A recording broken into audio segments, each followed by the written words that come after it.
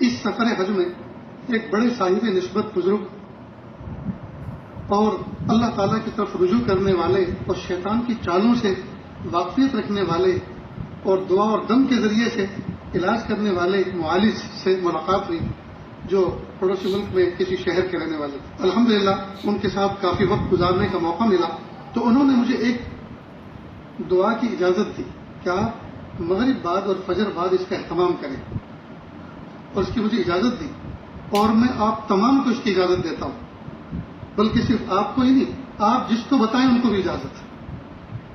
آپ انشاءاللہ اس پر عمل کریں. اس کی برکات کہاں کہاں ظاہر ہوں گے چاہے جسمانی بیماری ہو چاہے روحانی بیماری ہو. اسی طرح چاہے کاروباری تکلیفیں ہوں پریشانیاں ہوں چاہے تعلقاتی تکلیفیں ہوں انشاءاللہ تمام پر اس کا اثر پڑے گا.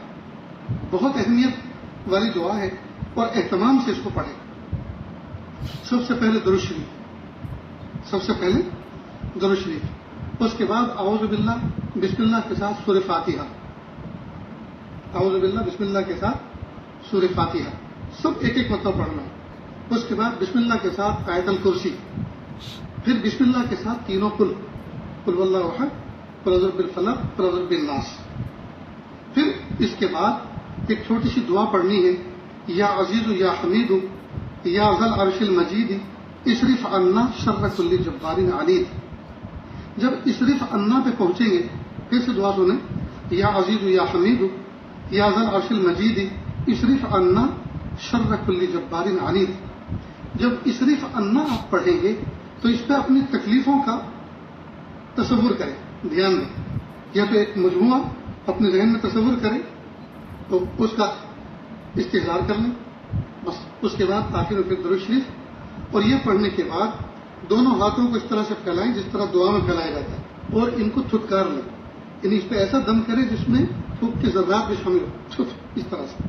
اور پھر سر کے پیچھے سے لے کے آگے تک پورا چہرہ اور دائیں بغل کے نیچے سے پورے ہاتھ پر آگے تک اور اس کو ایسے پھیریں جس طرح سے کسی چیز کو جھاڑتے ہیں.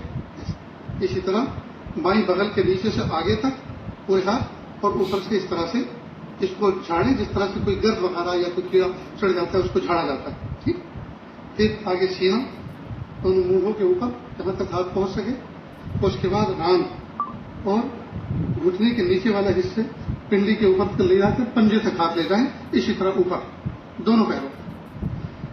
فجر کے بعد یہ عمل کریں گے تو مغرب تک اللہ پاک ان تمام تکالیف اور پریشانیوں سے نجات عطا فرمائیں گے جو 3 چیزوں کو متاثر کرتی ہے جسم کو کاروبار کو اور تعلقات کو.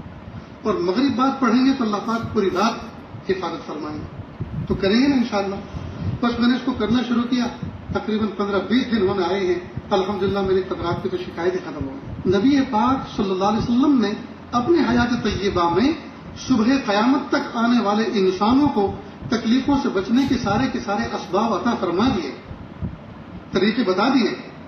کمی ہماری ہے کہ ہم ان طریقوں کو محبوب صلی اللہ علیہ وسلم کے بتائے ہوئے طریقوں کے مطابق استعمال نہیں کر رہے. ایک ایک دعا کے اندر ایک ایک سنت کے اندر ایسی ڈھیر ساری برکات ہیں کہ ہم اس کا ادراک کیونکہ اس کا ادراک آنکھوں سے نہیں ہوتا. بہت سی چیزیں اللہ تعالیٰ حکمتاً بندوں سے چھپا کے رکھی ہوئی ہیں تو ہمارا اس پر یقین پورا نہیں. اور کوئی ایک آدھ مرتبہ کا آدمی تجربہ بتاتا تو پھر احساس ہو تو کرے کہ اتنے کام کی چیز ہے. تو یہ جو آج کی اس مجلس میں آپ کے سامنے یہ وظیفہ بتلایا گیا ہے آپ اس کا اہتمام کریں. خود بھی اہتمام کریں. اگر آپ شادی شدہ ہیں گھر کے اندر بیوی ہیں ان سے اہتمام کروائیں. بچے ہیں اگر وہ اس قابل نہیں ہے کہ وہ اس کا تلفظ کر سکے پڑھ سکیں تو ماں باپ ان کی طرف سے جب کریں اپنے اوپر یہ دم کریں تو ان کے اوپر بھی دم کریں ہاتھ پھیلا دیں تو بچے محفوظ رہیں گے انشاءاللہ. ہم اپنے گھر میں رہتے ہوئے نہ یہ کہ اپنا حصار کریں اپنی حفاظت کریں اس کو دعا کو پڑھ کر بلکہ اس کے ذریعے سے گھر کے جتنے افراد ہیں ان تمام کو بھی اس پر کھڑا کریں کہ یہ اللہ تعالیٰ کی طرف سے حفظ ہے.